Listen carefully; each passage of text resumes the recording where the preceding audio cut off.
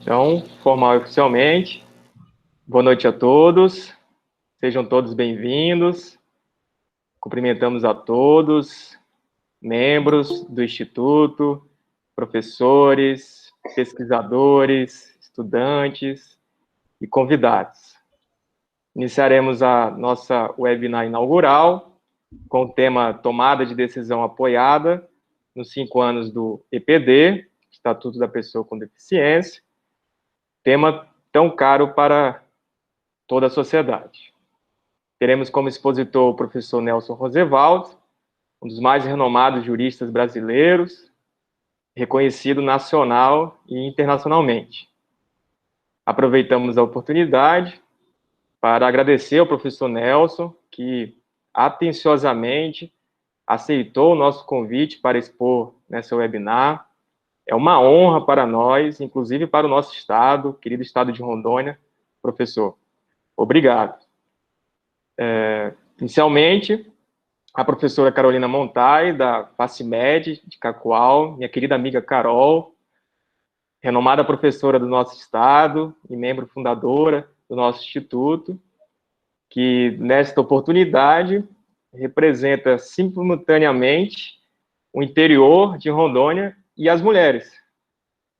Ela apresentará o professor Nelson. Em seguida, o professor Nelson exporá por aproximadamente 40 minutos, período em que quem tiver interesse poderá formular perguntas pelo chat, entre as quais algumas serão selecionadas para serem respondidas ao final. Por fim, a professora Carolina mediará o debate gerado por essas perguntas com o professor Nelson por aproximadamente 20 minutos. Com isso, o tempo de duração estimado para a nossa webinar é de aproximadamente 1 hora e 30 minutos. Passo a palavra para a professora Carolina, minha querida amiga Carol, que ela possa apresentar o nosso expositor e que tenhamos todos uma excelente webinar. Obrigado. Boa noite mais uma vez aos caros docentes que se fazem presentes, os acadêmicos, o professor Nelson Roosevelt, que honra conhecê-lo pessoalmente, né, da forma como hoje estamos pessoalmente, né, as coisas estão tão distintas que a gente parece que a gente se aproximou mesmo que à distância.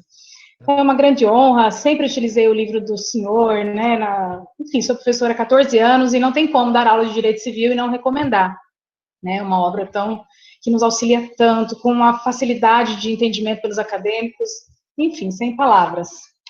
Eu vou fazer a leitura, então, daqui do currículo, uma leitura resumida, que o currículo do professor é de dar uma sensação muito boa, quando você lê, fala, realmente há uma preparação, né? Então, o doutor Nelson é procurador de justiça do MP de Minas Gerais, pós-doutor pela Universidade de Roma, pós-doutor em Direito Societário pela Universidade de Coimbra, professor visitante na Oxford University, no Reino Unido, professor visitante na Universidade Carlos III, doutor e mestre em Direito Civil pela PUC São Paulo, presidente do Instituto Brasileiro de Estudos de Responsabilidade Civil, membro do Instituto Europeu de Lei, eu não vou, né, fazer a leitura aqui literal, tá? Membro também da Sociedade de Estudiosos de Lei no Reino Unido, professor do corpo permanente do doutorado e mestrado do IDP-DF. Professor, muito obrigada, seja muito bem-vindo. Muito obrigado, Carolina. Eu que agradeço por você me apresentar, por ser tão simpática. Eu também tive uma enorme curiosidade de conhecer vocês. Sabe, o convite do Eduardo veio numa ótima hora e eu justifico por quê. Eu estava até conversando sobre isso com o Eduardo antes de começarmos oficialmente o nosso programa. Eu confidenciei a ele que essa é a primeira vez que eu vejo um instituto estadual de professores de direito civil. Eu acho essa uma iniciativa louvável. Está de parabéns o Instituto Rondoniense de Direito Civil. Ou seja, eu seria incapaz de negar um convite para um grupo de professores de direito civil que se unem exatamente com a finalidade de aprofundar os estudos no direito privado. Então, não conheço iniciativa semelhante, paralela, aqui no meu estado, Minas Gerais, e vocês estão de parabéns pelo pioneirismo. Antes de começar a palestra, eu gostaria de dizer que eu escolhi esse tema por duas razões. A primeira, o Eduardo adiantou, qual seja, 5 anos, aniversário do Estatuto da Pessoa com Deficiência, é hora de fazer um balanço. E segundo lugar, Carolina, porque esse tema me permite fazer um passeio pela parte geral do direito civil. Então, já que essa é a primeira palestra do grupo, vamos começar do primeiro livro. Vamos começar exatamente da teoria geral do direito civil. E o meu propósito é esse, não falar mais do que 40 minutos, para trazer linhas gerais sobre o tema, e aí depois vem as perguntas, a gente faz um debate. Eu acho que vai ser um momento ainda muito interessante. Então, agora eu estou vendo aqui no meu relógio, 19h45. Vamos ver se eu termino lá pelas 20h25. Combinado, Carolina? Vamos lá, então. Eu gostaria de iniciar dizendo a todos vocês que o pontapé inicial em matéria de mudança de paradigma nessa matéria foi a Convenção de Nova York, a Convenção de Direitos das Pessoas com Deficiência, que foi internalizada pelo Brasil em 2008 e foi a primeira Convenção Internacional de Direitos Humanos que nós internalizamos com quórum de emenda constitucional pelo artigo 5º da Constituição. Então entrou com muita força. E eu vou dizer, gente, o grande mérito dessa convenção foi fazer um balanceamento entre cuidado e autonomia, o tempo inteiro. Como assim, cuidado e autonomia? De um lado, conceder estima e respeito às pessoas com deficiência.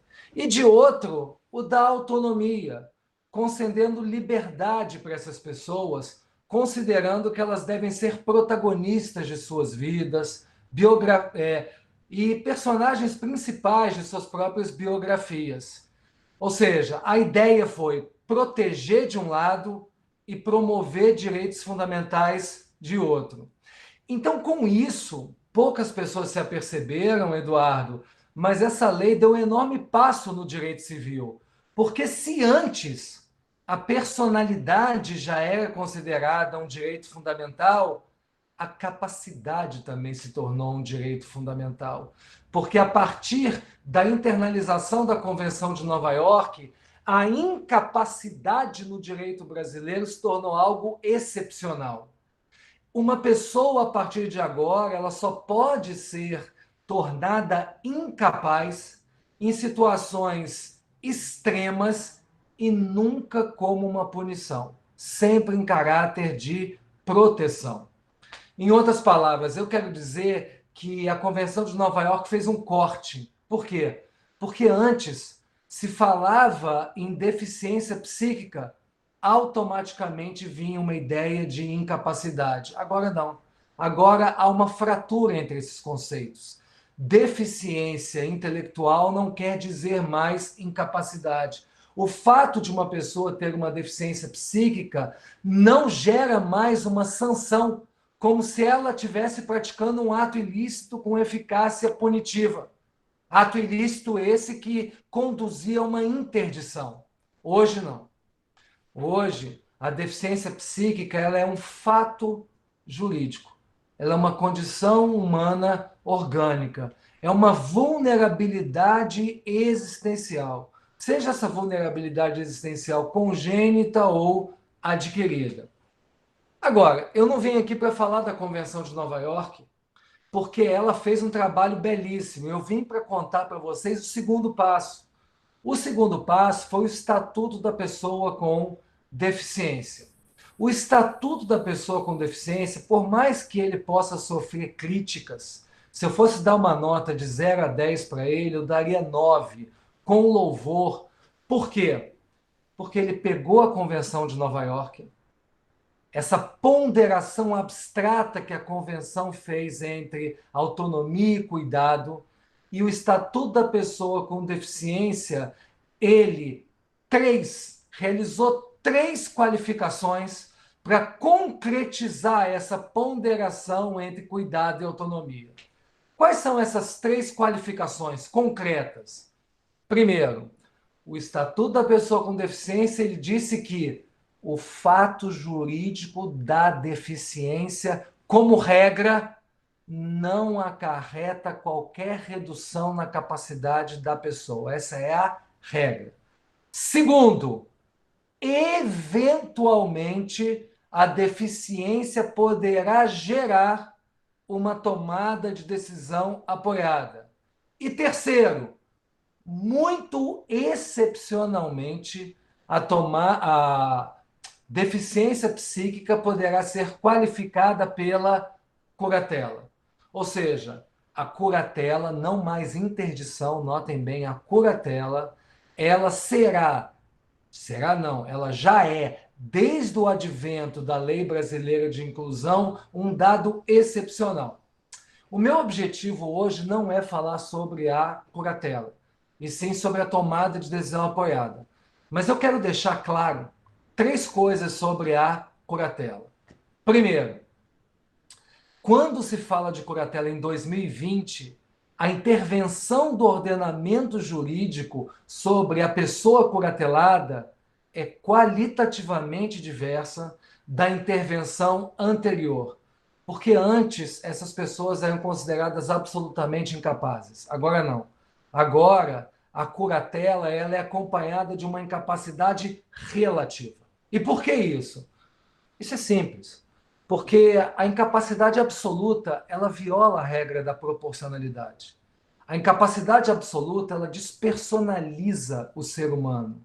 Ou seja, um ordenamento jurídico que diz que uma pessoa que é civilmente capaz e de uma hora para outra, em virtude de uma sentença judicial, ela se torna absolutamente incapaz, é claro que uma norma como essa ela não pode subsistir porque ela transforma uma pessoa num sujeito abstratamente incapaz. É uma espécie de morte civil. A pessoa ela perde a sua autonomia e passa a se tornar um alter ego do seu curador. Então é claro que uma incapacidade absoluta no direito brasileiro hoje, ela só é legítima para menores de 16 anos de idade. Porque é o normal da vida que alguém comece como criança, adolescente, se torne adulto e vá adquirindo a autonomia aos poucos. O que não se aceita é uma pessoa que está no estatuto da capacidade e de uma hora para outra ela é coisificada pelo ordenamento jurídico como uma incapacidade absoluta. Um segundo aspecto da curatela, que é de suma importância, é que o critério para o magistrado gerar uma curatela hoje não é mais um critério médico, subjetivo, é um critério objetivo. Ou seja, hoje uma pessoa só é curatelada se objetivamente ficar provado que há uma impossibilidade completa de exercício de sua autodeterminação. Se ela não consegue entender nem ser entendida, se não existem resíduos de autonomia. Ou seja, isso é um ponto extremamente favorável, porque antes o critério de interdição era um critério completamente subjetivo. Era um critério médico chamado doença. Ou seja, um psiquiatra, ele olhava para você e dizia se você tinha uma doença. Isso era extremamente vilipendiador contra a pessoa humana, por quê? Porque isso é reduzir o ser humano a uma patologia. E um ser humano, ele é muito mais do que uma doença. O ser humano, em toda a sua complexidade, ele tem crenças, valores, afetos, direitos fundamentais. Ou seja, o ser humano ele é uma experiência holística que não pode ser simplesmente colocado numa caixinha de um CID, de uma doença, de uma enfermidade. E um terceiro e último ponto, para terminar a questão da curatela, para justificar, Eduardo, o porquê que a curatela hoje ela foi profundamente humanizada é qual? É que hoje, numa sentença, um magistrado, por mais que ele delimite um regime de curatela, essa curatela tem que ser restrita temporalmente e essa curatela tem que também ser limitada a aspectos patrimoniais da pessoa curatelada. Esse é um ponto da maior importância, porque a partir do momento que o Estatuto da Pessoa com Deficiência diz que, em regra, a curatela se limita a aspectos econômicos, que a curatela não pode entrar nos direitos da personalidade do curatelado, qual é o aspecto pedagógico da norma? Ele explica para todo acadêmico de direito a diferença entre dois conceitos: personalidade e capacidade. Finalmente, a gente faz uma fratura entre os conceitos de personalidade e capacidade. E qual que é a diferença que o Código Civil não faz? A diferença é que a personalidade, ela é reconhecida pelo ordenamento jurídico e a capacidade é concedida pelo ordenamento. Ou seja, a personalidade é um dado pré-normativo. Antes de existir o direito, existe a pessoa como protagonista do ordenamento jurídico. A personalidade quer dizer que o ser humano é titular de situações existenciais. Então, a personalidade é um valor. Ou seja, o ser humano, personalidade, não pode ser fraturado. Não existe um terço de pessoa, um quinto de pessoa, um sétimo de pessoa, porque valores não podem ser fraturados. Agora, a capacidade não. A capacidade, ela não é reconhecida pelo ordenamento, ela é concedida pelo ordenamento. A capacidade, ela é a medida de um valor. Um ordenamento jurídico, ele pode dizer que existem pessoas mais capazes e menos capazes. E por que isso? Porque a capacidade diz respeito a questões patrimoniais. E como ela diz respeito a questões patrimoniais, o ordenamento jurídico, ele pode, conforme o tempo, normatizar esses aspectos econômicos. É por isso que o Estatuto da Pessoa com Deficiência ele diz que por mais que alguém seja curatelado, a curatela ela não diz respeito a questões relacionadas à privacidade, à intimidade, questões relacionadas à autonomia sexual, questões relacionadas a direito de família. Por que isso? Porque se uma pessoa ela está curatelada e as decisões quanto a direitos da personalidade são transferidas a um curador, isso seria uma delegação coercitiva de direitos fundamentais. Jamais um ordenamento jurídico pode aceitar isso. Um ordenamento jurídico ele aceita que um curador me represente para questões econômicas, mas não para me esvaziar como pessoa. Esse que é um ponto fundamental. Bom, feita toda essa introdução, vocês me perdoem se eu fiquei mais tempo falando sobre essa parte introdutória, mas eu vim aqui foi para falar sobre a tomada de decisão apoiada. E olha, eu não sou mãe de Ná, eu não tenho bola de cristal, mas eu sempre pensei que a tomada de decisão apoiada, ela teria, como tem, um lugar muito importante no direito civil. Não é por outra, senhoras e senhores, que o artigo 1783 do Código Civil, vejam, ele dedicou 11 parágrafos à tomada de decisão apoiada. O que é a tomada de decisão apoiada? O nome já diz, é um apoio para o exercício do direito fundamental à capacidade. A nossa tomada de decisão apoiada, para quem gosta desse tema, foi profundamente inspirada no modelo italiano. Desde 2004, eles têm um instituto chamado Amministrazione de Sostegno, ou seja, uma administração de apoio. Está lá nos artigos 404 a 410 do Código Civil italiano. E nós, de alguma maneira, fizemos algo muito parecido em um exemplo muito bem sucedido. Então, para começar a falar sobre tomada de decisão apoiada, eu já vou direto ao cerne. A pergunta é: o quem são os candidatos da tomada de decisão apoiada? Quem são as pessoas que podem ser apoiadas?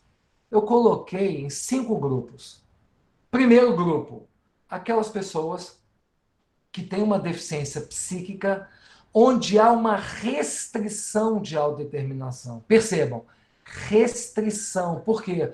Porque elas ainda têm espaços residuais de autonomia, de compreensão. Elas, de alguma maneira, ainda conseguem se fazer entender e serem entendidas. Porque se não há resíduo de autodeterminação, não é tomada de decisão apoiada, é curatela. Então, a tomada de decisão apoiada, ela captura essas pessoas que ainda, de alguma maneira, mesmo com instrumentos, mesmo com sinais linguísticos, mesmo de formas alternativas, elas ainda conseguem se fazer entender.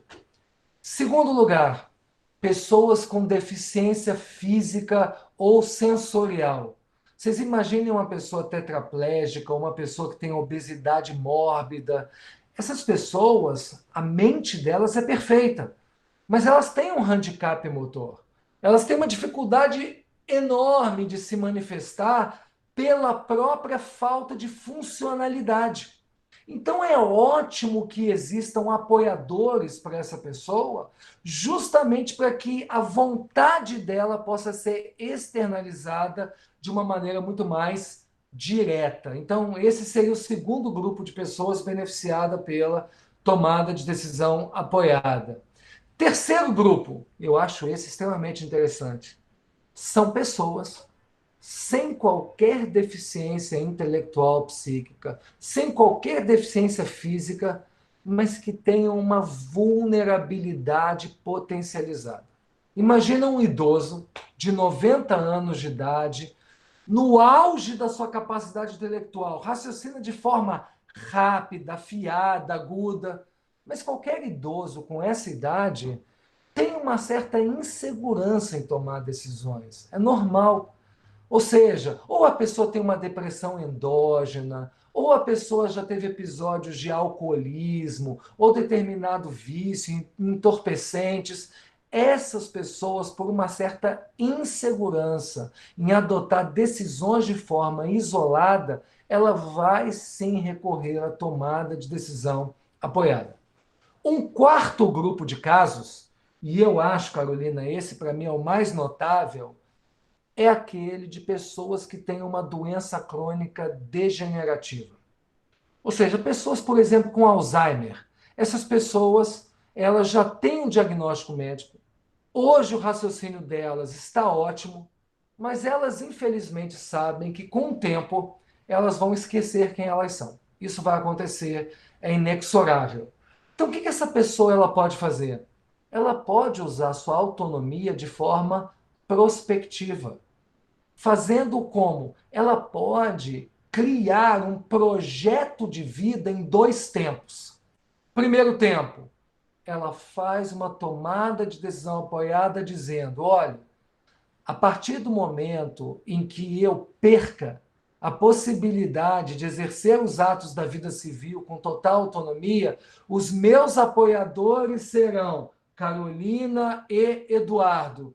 E o mais interessante, esse poder de prever a sua vida para o futuro pode se exercer num segundo tempo. Qual que é o segundo tempo?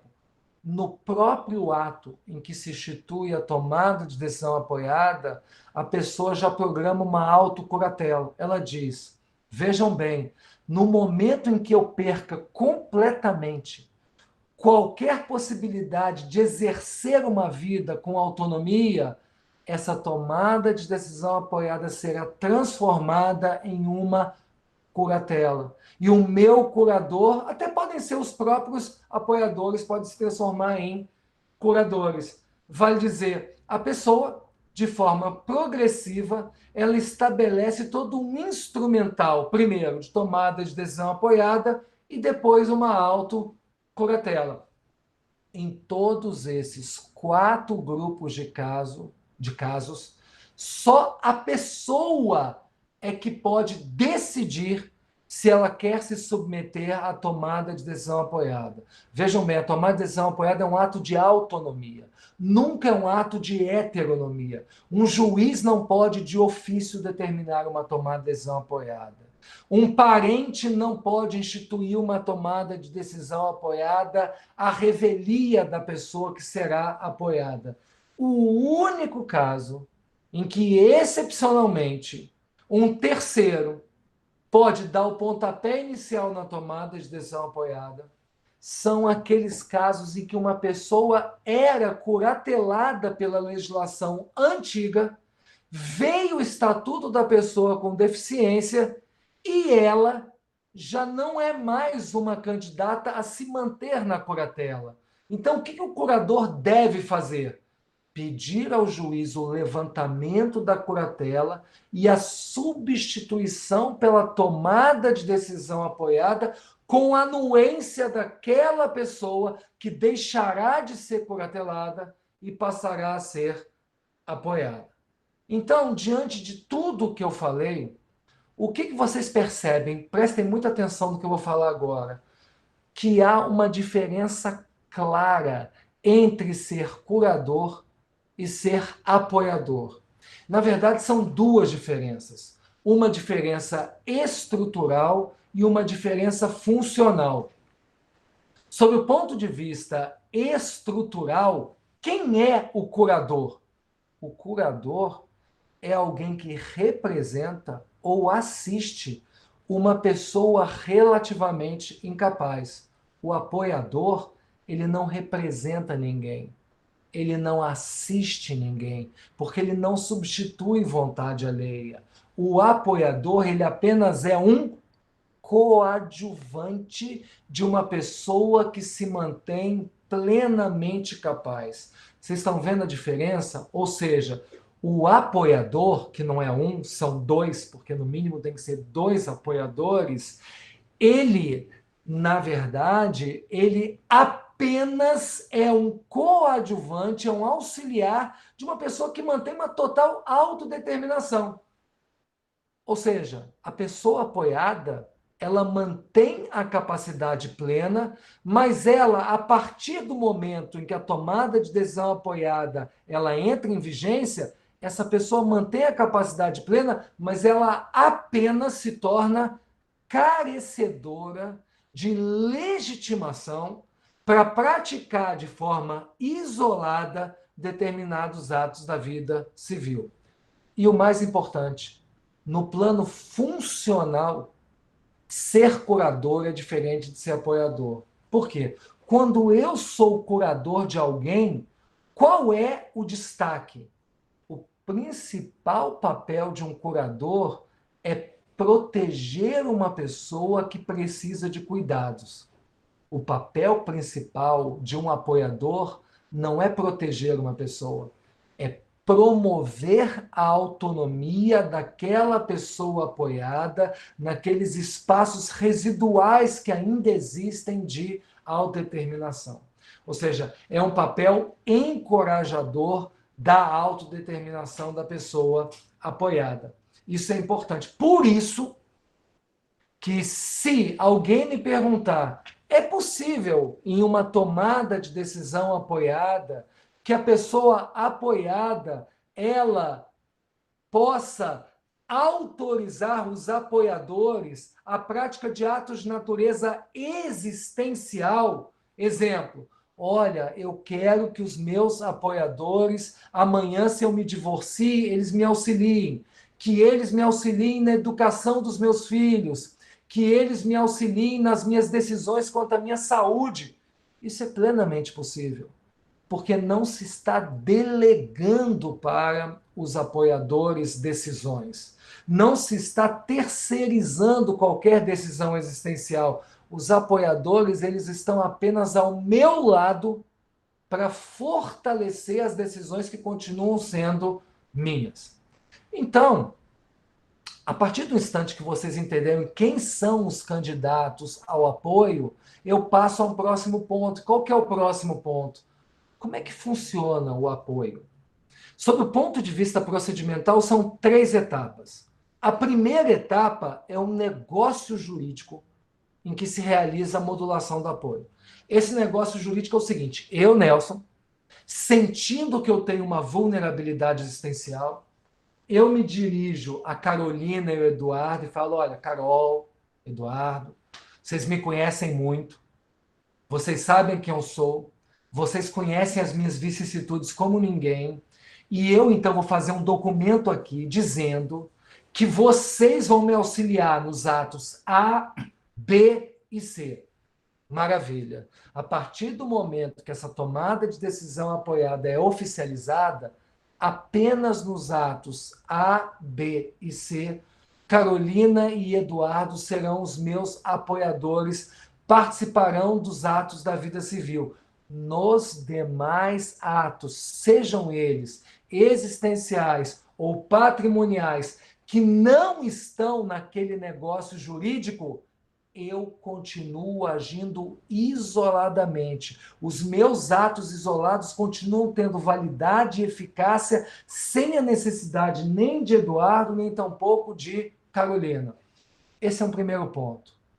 O segundo passo é um laudo biopsíquico. Por que um laudo biopsíquico? Porque é fundamental que uma equipe multidisciplinar diga que efetivamente o Nelson ele precisa do apoio. Ou seja, que aquilo que eu fiz ali não é um mero capricho, que eu realmente necessito do apoio. E mais, que eu ainda tenho aqueles espaços residuais de autodeterminação.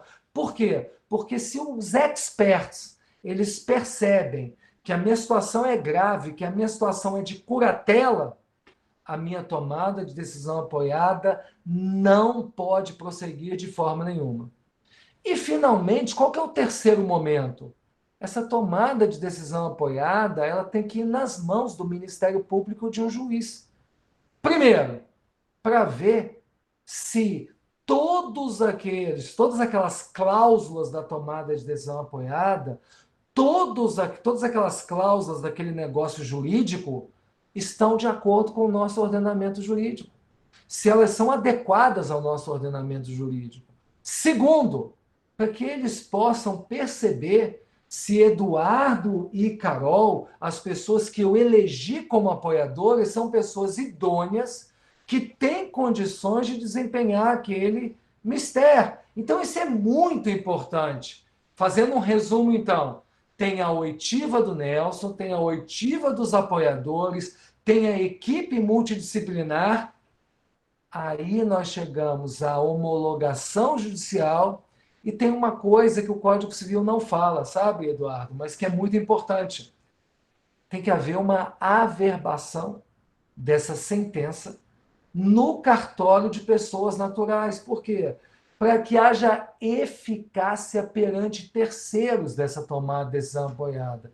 Para que amanhã toda a sociedade saiba que Nelson será apoiado nos atos A, B ou C. Para que amanhã, quando Nelson vai vender o seu apartamento, um eventual comprador saiba: opa, Nelson não pode vender esse apartamento sem a assinatura dos seus dois apoiadores. Porque se não houver a assinatura dos seus dois apoiadores, esse negócio jurídico será ineficaz. Ou seja, é muito importante essa publicidade do cartório de pessoas naturais. Eu gostaria de dizer o seguinte para todos vocês, porque eu ainda estou vendo aqui que eu tenho 15 minutos para desempenhar o meu mistério. Por que até agora, a tomada de decisão apoiada não logrou tanto sucesso quanto eu imaginei antes? Porque houve um erro do Estatuto da Pessoa com Deficiência. Eu confesso, houve um erro. A tomada de decisão apoiada, ela deveria ter sido estendida para a via extrajudicial. Mas não. Ela ficou restrita à via judicial. Então, por mais que alguns doutrinadores defendam a possibilidade de uma tomada de decisão apoiada em cartório, isso é impossível. Porque o Código Civil é claro, exige-se um promotor de justiça. Exige-se uma sentença. Eu repito, foi um erro do Estatuto da Pessoa com Deficiência. Por que foi um erro? Porque curatela tem que ser judicial. Por que curatela tem que ser judicial? Porque há uma alteração no estado da pessoa. Aquela pessoa que era capaz, ela se torna incapaz. Então é claro que tem que passar na mão de um promotor e de um juiz. Tomada de decisão apoiada, não. A pessoa apoiada continua sendo plenamente capaz. Ou seja, se não há alteração na capacidade, não havia óbice, a meu ver, para que pudesse ser realizada a tomada de decisão apoiada em cartório. Foi a chamada perda de uma chance. E a segunda razão pela qual a tomada de decisão apoiada não é um sucesso de público e crítica é uma lamentável falha do nosso INSS. Porque o INSS, acreditem se quiser, o INSS até hoje, 2020, continua exigindo curatela provisória por parte daquelas pessoas que queiram receber o benefício de prestação continuada. Ou seja, o sujeito pobre, que tem uma deficiência psíquica, não basta mostrar, essa pessoa não basta mostrar uma declaração, uma tomada de decisão, não. O INSS, inexplicavelmente, ele exige uma curatela provisória. Isso dificulta muito o processo. E muitas pessoas, é triste, mas é verdade, muitas pessoas que jamais necessitariam de uma curatela, porque elas têm espaços de autodeterminação, elas se submetem a uma curatela apenas para terem acesso ao mínimo existencial, apenas para terem acesso a uma renda mínima por uma exigência infundada do INSS. Eu gostaria de falar duas coisas para vocês sobre a tomada de decisão apoiada que me chamam muita atenção. Em primeiro lugar, e que eu acho que os civilistas deveriam estudar. A tomada de decisão apoiada é um negócio jurídico? É, mas não é um contrato. Preste atenção. Qualquer contrato, compra e venda, doação, locação, qualquer contrato tem uma característica. Qual? Em qualquer contrato, as partes, elas querem maximizar os seus próprios interesses. Eu quero comprar, o outro quer vender. Eu quero alugar, o outro quer ter o acesso à posse de um imóvel. Sempre, em qualquer contrato, existem interesses contrapostos. A tomada de decisão apoiada não é um contrato. A tomada de decisão apoiada é um negócio jurídico. Mas qual espécie de negócio jurídico? É algo que a gente tem que estudar mais no Brasil. É um negócio fiduciário. O que é um negócio fiduciário? Negócio fiduciário é aquele em que uma das partes ela não pensa no seu próprio umbigo. Ela só pensa no melhor interesse da outra parte. Então, quando eu sou apoiador, eu não penso o que é melhor para mim. Eu penso o tempo inteiro qual é o melhor interesse da pessoa apoiada. Qual que é o melhor interesse do beneficiário. Por isso que o nome é fidúcia. Ou seja, é um negócio jurídico em que uma das partes ela age em sentido de fidúcia, de confiança. É a mesma coisa da relação com o advogado-cliente.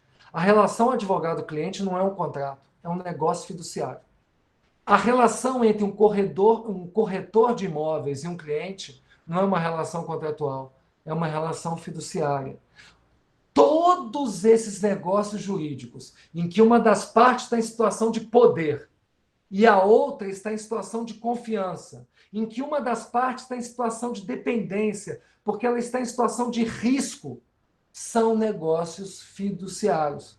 Quando eu, Nelson, contrato um corretor jamais vai pensar assim, opa, qual é a forma de eu receber a melhor comissão? Nunca. Ele nunca vai pensar na melhor comissão para ele. Ele sempre vai pensar no melhor investimento que ele faz para o cliente. Então, quando existe uma tomada de decisão apoiada, os dois apoiadores eles sempre vão pensar qual é a melhor decisão para o apoiado. E isso, vocês podem pensar, isso é um capricho do Nelson, isso é só uma questão teórica, intelectual. Não. Isso é muito importante sob o ponto de vista concreto da responsabilidade civil dos apoiadores. Porque o Código Civil, em nenhum momento, ele diz qual é a responsabilidade civil dos apoiadores. E eu vos digo, é uma responsabilidade objetiva. É uma responsabilidade objetiva justamente por essa relação de confiança extrema nesse negócio fiduciário que é a tomada de decisão apoiada. E um último ponto que eu gostaria de falar com vocês nesses 7 minutos que eu tenho. Sabe, para mim, o que faltou no Estatuto da Pessoa com Deficiência, Eduardo? Eu acho que esse foi o pecado capital. O Estatuto da Pessoa com Deficiência foi nota 10 em humanizar a curatela. Ele foi muito bem na tomada de decisão apoiada, mas o Estatuto da Pessoa com Deficiência, ele não olhou muito para a sociedade brasileira. E qual que é o problema da sociedade brasileira? É que no Brasil, isso é um dado empírico, tá? No Brasil, a capacidade não é modulada judicialmente. Isso é um dado cultural, isso é um dado histórico, isso é um dado ideológico. Vocês vão concordar comigo. Pensem nas pessoas que vocês conhecem. A maioria das pessoas adultas com deficiência psíquica que vocês conhecem, elas não estão submetidas à curatela nem à TDA. E mais, nós estamos sofrendo um problema que só vai aumentar com o tempo. Nós estamos envelhecendo. E a maioria dos idosos com demência progressiva, que vão entrando com Alzheimer e outras doenças crônicas progressivas, eles nem estão curatelados, nem estão submetidos à tomada de decisão apoiada. Ou seja, qual que é o cenário real dessa gente? E aí entra a minha proposta, Nelson. Sabe qual que é o cenário real dessa gente? Eles estão submetidos a uma guarda de fato. Tem uma pessoa, que é normalmente um familiar, um pai, um irmão, um filho, que age como uma espécie de guardião. O que é a guarda de fato?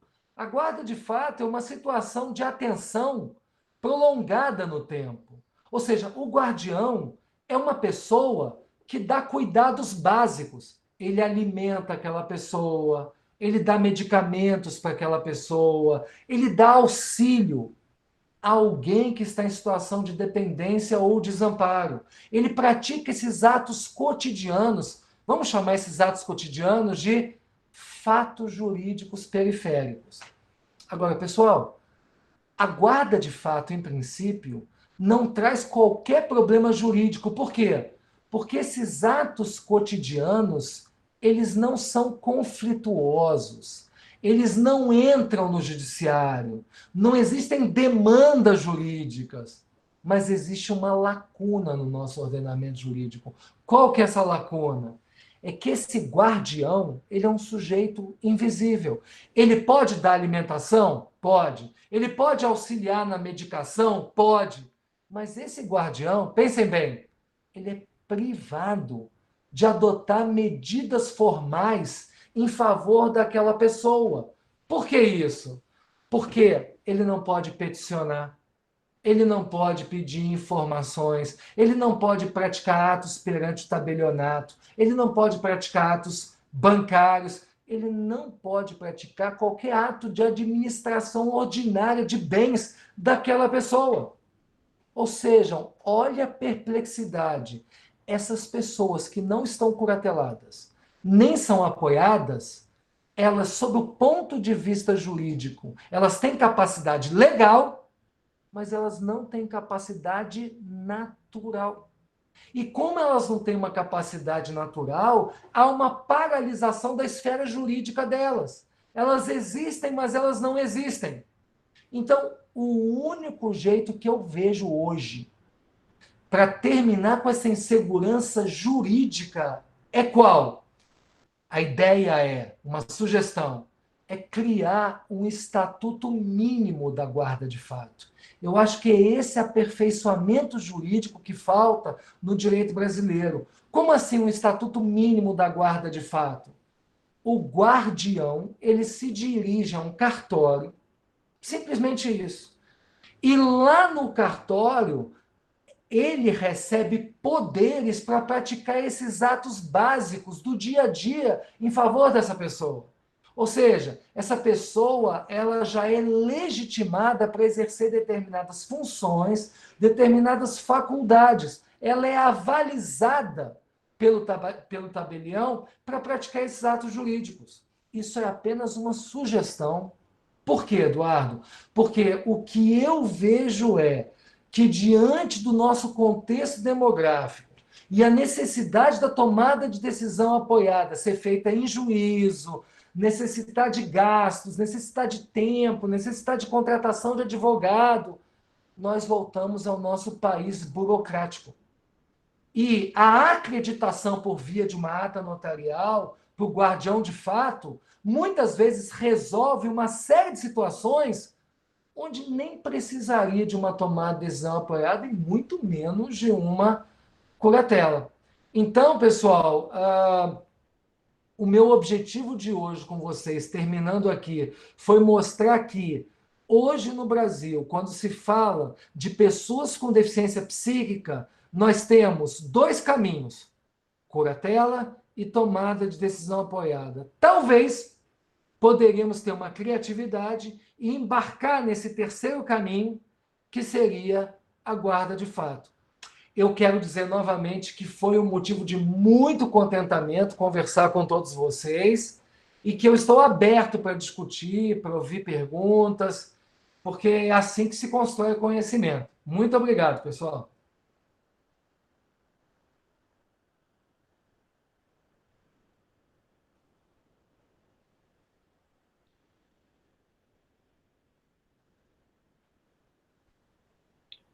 Carol? Estou aqui. Professor, sem palavras, quanto aprendizado em tão pouco tempo, né? Passou muito rápido, passou que eu nem vi. Que bom. Genial essa ideia do guardião de fato, da possibilidade extrajudicial de atribuição, de atribuir esses direitos e deveres, enfim, muita contribuição mesmo. Eduardo, a gente vai ver se tem alguma pergunta, ou a gente pode fazer o que a gente quiser conversar com o professor, o que você sugere? Carol, pode ficar à vontade. Eu enviei algumas perguntas para você pelo mensagem do WhatsApp, mas pode ficar à vontade também. Você própria perguntar, abrir o microfone e a câmera para quem quiser fazer perguntas. Mas algumas perguntas já foram enviadas por mensagem por WhatsApp também. Fica à vontade, Carol. Acabei de ver aqui, obrigada. Na verdade, professor, era mais em relação a essa situação do guardião de fato, que comparece ao cartório, então, deveria, né? Se essa figura fosse possível, né? Se nós evoluíssemos a esse ponto. A minha dúvida seria mais em relação à responsabilidade dele por eventuais danos e excessos causados no exercício desse poder que ele tem, né? A gente sabe que existem muitos problemas quando há esse guardião de fato, na prática, com a realização de empréstimos consignados, disposição de bens. Então, como não há um processo judicial para prestação de contas, então me veio à mente a necessidade de haver uma forma de fiscalização e responsabilização, né? Eu imaginei uma forma de responsabilização desse sujeito. Pois é, excelente pergunta, Carolina. Eu até indico para vocês, lá no IBERC, no Instituto Brasileiro de Estudos de Responsabilidade Civil, tem uma revista quadrimestral. Em uma das revistas está disponível para todo mundo lá no site do IBERC, www.responsabilidadecivil.org. Em uma dessas edições, eu escrevi um texto sobre a responsabilidade civil, Carolina, dos curadores, dos apoiadores e dos guardiões. Ou seja, eu já de lege ferenda fui lá além. E por que que eu sugeri essa responsabilidade objetiva dos guardiões? Porque hoje, que nem você bem disse, eles são sujeitos invisíveis. Eles podem pintar e bordar, ou seja, eu estou falando agora do lado negativo, porque para o mundo jurídico, eles não são personagens reais. Então, o que acontece? A partir do momento que a nossa legislação contemple a figura do guardião e exista um estatuto mínimo para esse guardião, esse estatuto mínimo, Carolina, será um estatuto de direitos e deveres. Isso que é importante. E quero acrescer 3 coisas sobre isso. Primeiro, eu propus a ideia de ser realizado esse ato, estatuto mínimo, em tabelionato. Mas uma outra possibilidade, um meio caminho, seria um procedimento de jurisdição voluntária. Ou seja, uma coisa bem mais fácil e direta. Com quais vantagens essa jurisdição voluntária? A primeira vantagem é que não existe todo aquele procedimento de nomeação de um curador, não existe todas aquelas formalidades, é muito mais rápido e efetivo. E, segundo lugar, o guardião pode ser uma pessoa jurídica, porque a gente tem que, às vezes, pensar que muitas dessas pessoas estão em clínicas, residências de terceira idade, então tem sempre um administrador dessas clínicas, tem sempre alguma pessoa que toma conta desses lares, e essas pessoas, muitas vezes, elas têm uma preparação para isso. Elas são muito mais preparadas do que um familiar que tem sentimento, tem afeto, mas não sabe lidar com situações extremas. Então, a abertura justamente é para isso.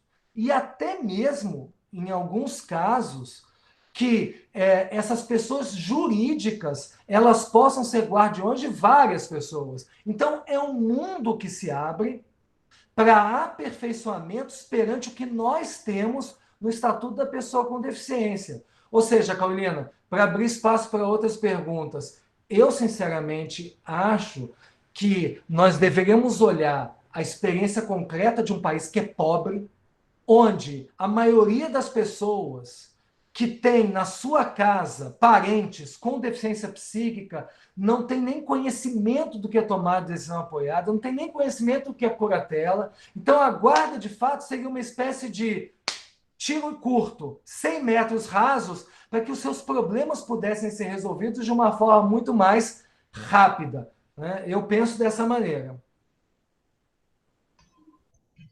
Muito bom, realmente, acho que seria uma forma, conforme o professor foi explicando, eu fiquei imaginando a situação dos... Porque, assim, o brasileiro é um povo supersticioso, né? Para temperar ainda, a gente tem a superstição, né? E eu fico imaginando a situação da pessoa que recebe o diagnóstico do Alzheimer e qual o grau de evolução que ela deveria ter para já estabelecer, né, esses apoiadores posteriormente. Então, o brasileiro tem medo de fazer testamento e morrer porque fez testamento, né? Então, assim, e sem falar na questão do diagnóstico tardio, nem todos os que são cometidos por uma demência, por um Alzheimer, teriam acesso, né, a esse diagnóstico. Então, são coisas muito boas para a gente pensar e evoluir. Professora, eu vou passar, então, as perguntas que me foram enviadas. Perfeito. A primeira seria, qual a sua avaliação... Oi? Estou te ouvindo. Me perdoe a delicadeza. Não, imagina. Mas é que o nosso diretor de pesquisas, professor Bernardo, também seu vizinho aí de Cacoal, sim, professor da Universidade Federal de Rondônia, no campus Cacoal, e se eu não me engano, me corrija se eu estiver errado, professor Bernardo, conterrâneo do professor Nelson, né? Sim, mineiro também, sim. Então... Bernardo? Aliás, não tá frio aí em Belo Horizonte, não, Nelson? Aqui em Juiz de Fora tá gelado. Você está em Juiz de Fora? Estou em Juiz de Fora. E ambos moramos em Caratinga já também, que é a cidade da família do meu pai. Né? Verdade, o terra de Ziraldo e Agnaldo Timóteo. Exatamente, Mira Leitão. Ah, exatamente, esqueci. Mas eu vou confidenciar uma coisa, Carolina, eu não sou mineiro, não. Eu me formei lá na UERJ, eu sou carioca, e aos 22 anos de idade, pintou o concurso para o Ministério Público de Minas Gerais, e eu fiz, e nunca mais saí. Então, eu me mineirei, já apostilei em Minas Gerais. Que ótimo, que sorte. Mas um prazer enorme, Bernardo. Prazer todo nosso, reitero as palavras da Carolina e do Eduardo, da honra e da satisfação. Também indico sua obra, eu dou aula de civil há 16 anos, e comecei lá em Caratinga, inclusive, e sempre indiquei. Então, assim, desde o pretório que eu te assisto, e sou um fã declarado, e é muito legal estar participando assim mais de perto. Eu te agradeço, Manuel, muito bom te ver. legal. É possível a gente fazer uma aproximação da tomada de decisão apoiada com as diretivas antecipadas da vontade? Perfeito, excelente pergunta. Sim, é possível, pelo seguinte, a diretiva antecipada de vontade no Brasil, ela ficou restrita àqueles casos de terminalidade da vida. Ou seja, o que nós temos de diretiva antecipada de vontade é uma resolução do Conselho Federal de Medicina, onde basicamente a ideia é que uma pessoa que tem uma doença crônica, grave e incurável, essa pessoa ela recorre à diretiva antecipada de vontade justamente para que alguma outra pessoa possa, no momento em que ela esteja inconsciente, na eventualidade de uma inconsciência, que essa pessoa possa decidir qual que é o tratamento adequado, ou se não haverá o tratamento. Ou seja, a diretiva antecipada de vontade, ela parte da premissa de que hoje eu, você, Eduardo, Carolina, todos nós estamos em uma perfeita situação, mas se eventualmente nós estivermos em uma situação de terminalidade, aquela diretiva antecipada de vontade, ela passará a ter eficácia. E quando ela passa a ter eficácia, alguma pessoa que nós elegemos, ela fará uma decisão entre duas possibilidades. Primeiro, se não haverá nenhum tratamento médico desproporcional, ou se o Nelson aceitará tratamentos, mesmo que esses tratamentos sejam considerados desproporcionais ou fúteis. Ou seja, essa pessoa ela seguirá as minhas instruções que eu deixei no momento que eu estava consciente. A tomada de decisão apoiada, não. A tomada de decisão apoiada, ela não se aplica a esses casos de terminalidade da vida. Ela se aplica a esses casos de uma pessoa que hoje ela é sadia, mas ela poderá no futuro ter uma situação de Alzheimer, uma doença crônica. Então, o que aconteceu? Para não ficar complicado para ninguém, nós poderíamos ter apostado em um regramento jurídico apenas que fizesse os dois papéis, que servisse tanto para decisões de terminalidade da vida, como decisões para casos de ausência de autodeterminação. Mas bifurcamos. No Brasil houve uma bifurcação. Então, são primos de primeiro grau que desempenham papéis semelhantes, mas um para a possibilidade de terminalidade da vida e o outro para uma possibilidade de redução de autodeterminação ou mesmo ausência de autodeterminação. Mas são institutos afins, que correm juntos. Legal. Valeu. Muito obrigado. Obrigado a você. Dando sequência, então, aqui as perguntas. Professor, qual a sua avaliação da evolução desse instituto durante esses 5 anos? Eu acho o seguinte, eu tenho experiência como procurador de justiça, então não vou falar eu acho. Como procurador de justiça do estado de Minas Gerais, o que eu vejo na realidade dos processos é que há uma demanda grande, sim, à tomada de decisão apoiada. E ela é constante, e ela é progressiva. A cada ano que passa, o número de casos aumenta. Por quê? Porque as pessoas percebem que a tomada de decisão apoiada ela tem vantagens significativas com relação à curatela. A mais importante delas, Carolina, é a de que não há uma redução na esfera da capacidade da pessoa. Esse é um primeiro ponto. Ela continua sendo plenamente capaz. Segundo lugar, até mesmo para o familiar, ele se sente aliviado quando um advogado explica para ele, olha, você não substituirá ninguém. Você não será o alter ego do futuro, daquela pessoa. Você apenas será um auxiliar. Você apenas será um coadjuvante. Isso, sob o ponto de vista psicológico do apoiador, é ótimo. Por quê? Porque ele se sente incentivado a tirar o máximo da pessoa que é apoiada. Deixa eu ser mais claro. Opa, ele vai ser só apoiado? Então, eu vou ter um diálogo com ele. Ele continua sendo uma pessoa. Eu continuo consultando ele para qualquer decisão. Curatela, não. Curatela é uma espécie de esvaziamento da pessoa humana. Eu sou curador e aquele que é o curatelado, ele é um não sujeito. É uma pessoa varrida para debaixo do tapete. Isso é muito duro. Ou seja, não pensem vocês que o curador, ele acha o máximo ser o curador. Muito pelo contrário, uma decisão extremamente difícil, porque aquela pessoa do outro lado já não há mais um diálogo com ela, passa a ser um monólogo. Por mais que a curatela tenha sido humanizada com o Estatuto da Pessoa com Deficiência, ou seja, não é mais uma interdição, é uma curatela. Mas a lógica da curatela continua sendo ainda a lógica da substituição.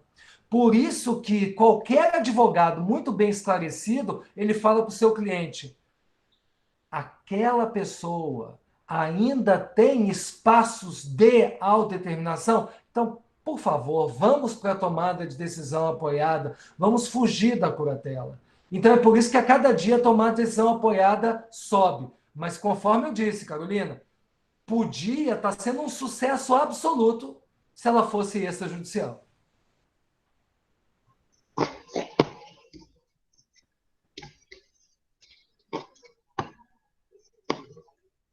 O senhor acha que o fator pandemia influencia esse instituto, interfere na questão da possibilidade remota?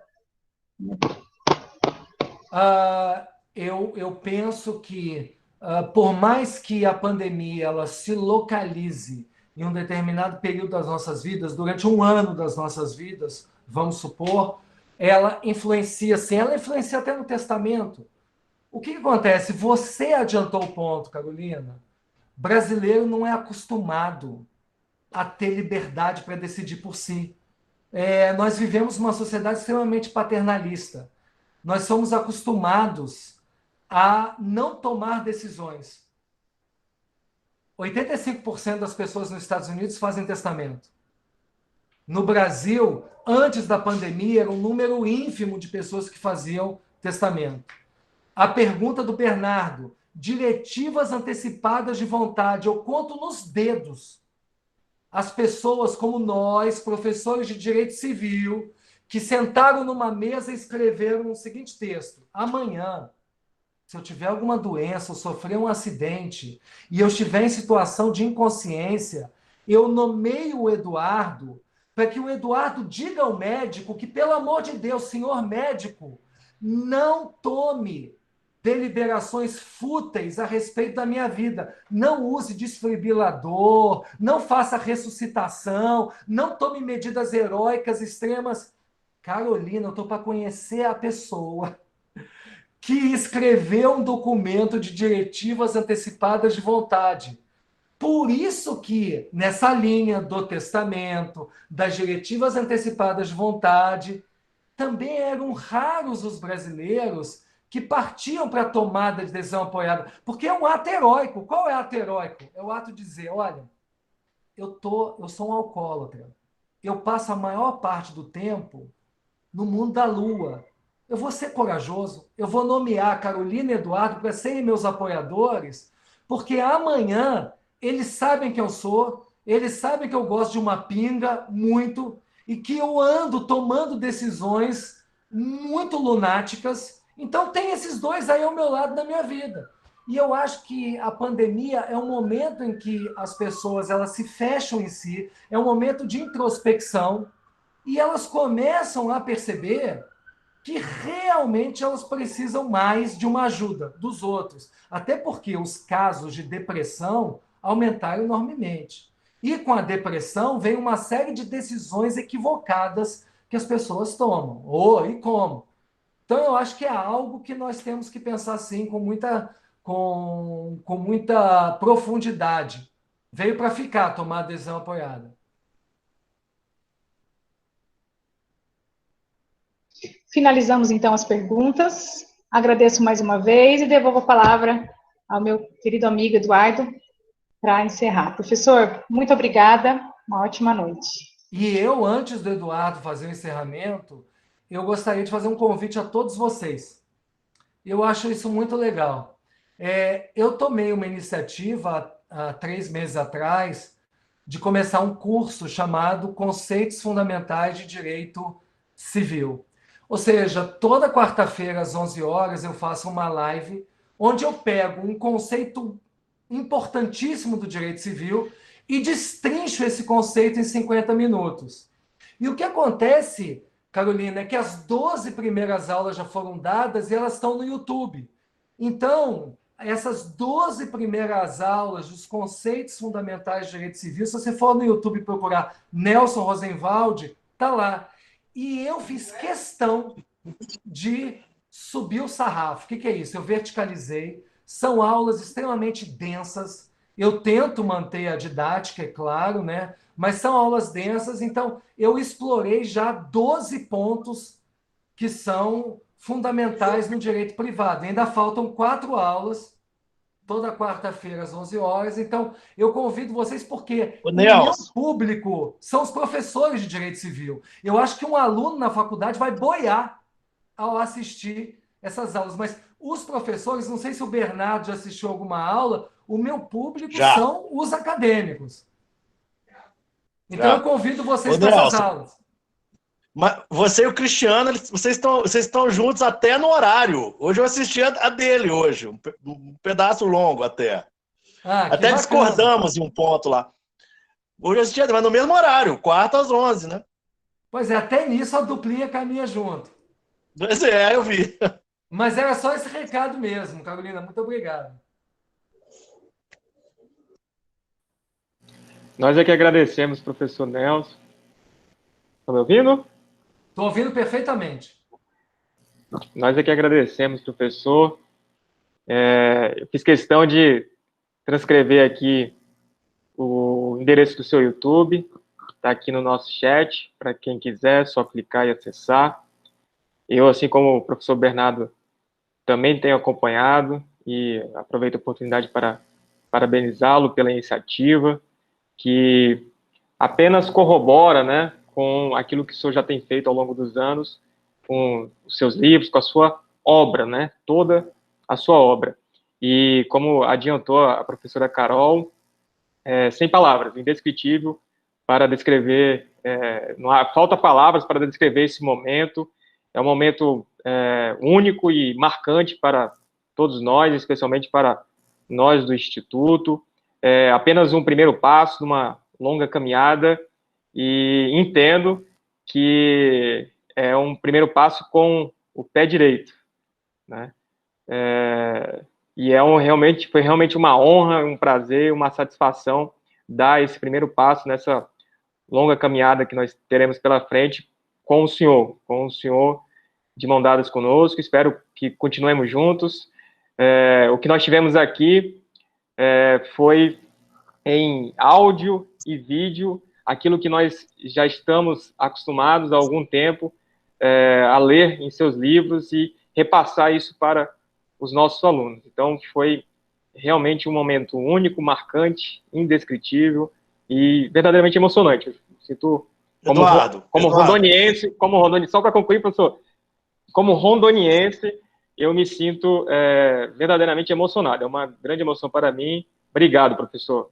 Muito obrigado. Professor Bernardo, por favor. Realmente, eu acho que emoção é uma coisa que define bem, e eu gostaria de pedir que o nosso próximo encontro seja presencial, né? Já convidar o Nelson para no futuro, quando tudo isso passar, e vai passar, para poder ir a Porto Velho ou a Cacoal, melhor ainda, para a gente poder ter um encontro presencial do Instituto. Eu terei imenso prazer, tá? Vai ser um prazer. Não tenho... Eu, a vida inteira, vivi de viagem, ou seja, a minha vida inteira foi viajando, dando palestras. Eu tenho um enorme prazer de dividir conhecimento. O momento é esse, da restrição. Mas vai passar isso, Bernardo, e aí eu conhecerei vocês pessoalmente. Será uma alegria. Legal. Só posso agradecer a vocês por esse momento.